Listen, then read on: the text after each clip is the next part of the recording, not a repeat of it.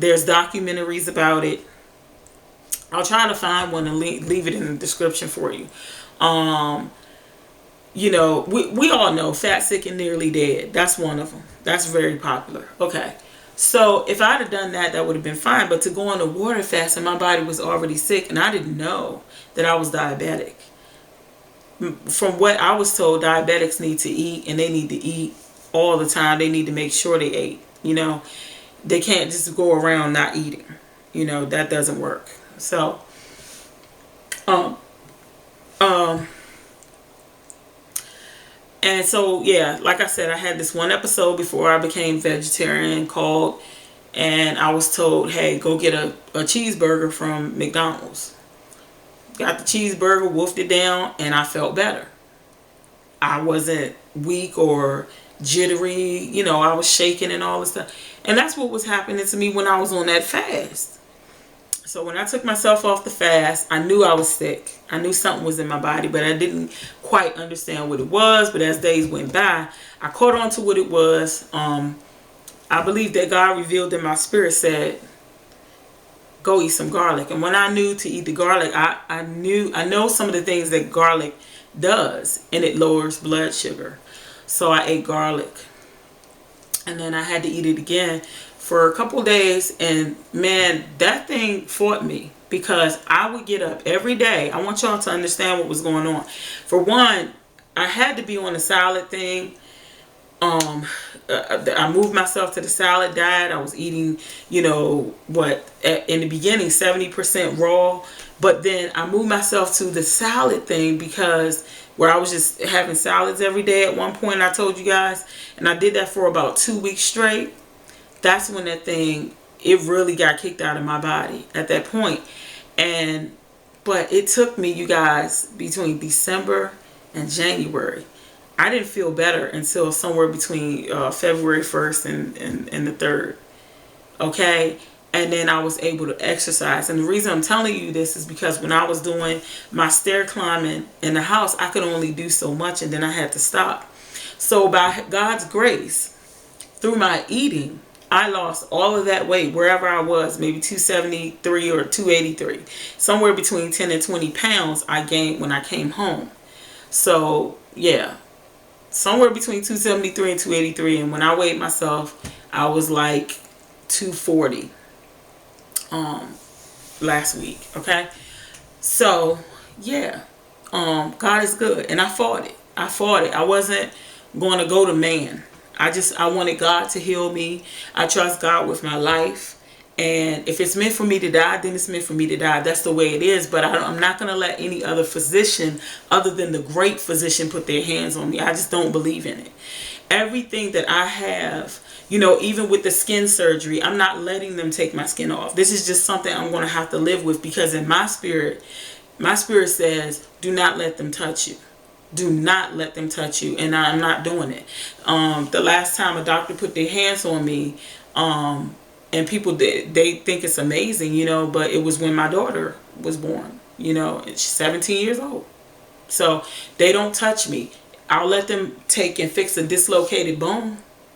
You know, I took my son for that, you know, stuff, you know, but hey, to each his own. I'm just sharing that.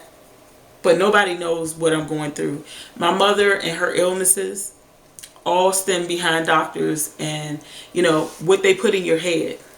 Doctors will tell you you're going to die. The thing about it is, I mean, they may be the greatest doctor in the world, but when they tell you to die, what you going to do? When they tell you, I said, tell you to die. That's what they're doing. But when they tell you you're going to die, what will you do then? That's the thing about it. See, I don't put my trust in them, because once my trust is in them, it's like what the doctor says is. And I've seen it in my family. I've been in those hospitals and waiting rooms when they say, oh, ain't nothing we can do. And everybody's brains go to, oh, sorrow and no belief at all. I mean, they didn't even once try, you know, to do something natural, to go back to God. Because that's what's wrong with man. This is why we're so messed up. It's because we're doing what we want to do. God did not tell us to take a freaking apple and make apple pie. There's absolutely no nutrients in an apple pie. You cannot tell me why banana ice cream is okay with God. It really isn't. If you look at it, everything we do, we take the worst part of something. God gave an orange and a lemon a little flavoring on the inside so that you could eat the outside, if truth be told. The most nutrients in oranges, the most nutrients in a watermelon, it's in the rind. But no, we've gone so far away from that, especially in America. Now, other countries, they know a lot of this stuff that I'm saying right now, okay? But we're so far away from those things that eating garlic burns. Wait till you see my video. But the thing is, what did I tell y'all? If it's good for Chauny, I'm going to eat it. I'm going to eat it. I don't care because I want to live and not die. I'm going to live and not die. I'm not going to die off the face of the earth because of what I did to my own body. No, it's not happening, Captain. It's not going to happen. That is over for me. I'm delivered from that. You know, I had another thing that I had to be delivered from, which is why I failed this year. But I'm delivered from that too. See, this part of my life, what I eat and all of that, don't have to have nothing to do with me hurting or being in pain. Because food is not, it's not a pain reliever. This ain't no Tylenol or whatever, okay? My Tylenol is God. And I had to get to that point. If he's really my God, then why would I run to food? Why do I go and run and get an ice cream? Why do we do that? You know what I'm saying? Why are we running to get things to comfort us? That situation with my mom, it became hard. And it was like, okay, yep, I'm going to soothe myself every day by going over here and getting something that tastes good. This going to be my friend. Why do we do that if we're really God's children? When I got saved, the first thing I noticed, I said, this is the strangest thing ever. I said, why all these people in the church fat? This is weird, yo. If we're saved for real, why are we fat? That's not, no. Some faith is missing somewhere. And I'm just holding me accountable. I'm not talking about nobody else. I'm just saying, when I came in there as a babe in Christ and I looked around, that's why a lot of people probably don't even believe what we say. We have to walk the walk, man, and stop yapping. Just do something. You know what I'm saying? This for me, I told y'all at the beginning of this year on one of my videos, one of the ones I think that's on Vimeo, this is due year for Chauny. I've procrastinated too long in my life. I'm sick of it. It's no one's fault that my book wasn't published all these years but my own. I've procrastinated. I've had unbelief.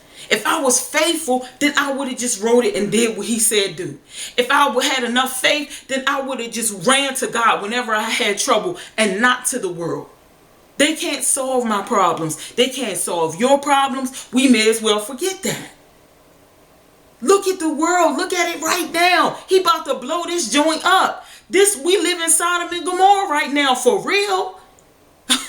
Look what he did to Sodom and Gomorrah. And you want to go to them? Do you think I will put my life, my brain, my fragile spirit, my heart in the hands of another man who labels himself a psychiatrist or a psychologist and think for 1 minute that they can heal me? Well, why would you do something like that? It's the same point I bring up. Some of you already heard this before, but you ain't going to take your Lexus to a Toyota dealer. You know what I'm saying? Or maybe that's the same company. I don't know. You ain't going to take your Volkswagen to a Toyota dealer. You ain't going to take you ain't going to take your Toyota to a Chevy dealer. Why are we taking this body, this mind, this spirit? Thank you, Father. Why do we take it to man? Why? They didn't create it. There's a great physician who made you. This is my sorrow for an atheist. If you don't even believe in God, well, there you go. There you go. Do you know what saved my life? Because I knew, like Oprah Winfrey said on that movie, I knew there was a God. And I knew there was a God. Hey, I know what that means right there. Shoot, plenty of days in my life, I knew there was a God. There's got to be, because I should be dead and sleeping in my grave if any of them out there had their way. Plenty of times Satan tried to send his minions to kill me. I know that if man had his way, I wouldn't be here. I know that. So I look to the hills from whence cometh my help. People commit suicide because they don't really know I am. Okay? If they knew the great I am, they wouldn't do nothing like that. See, I don't have nothing to worry about. If I'm hurting, I was hurting up in here yesterday because of something I saw graphic, just destroyed me. Somebody torturing a baby online. Okay? That's what I call it, torturing. They said swinging.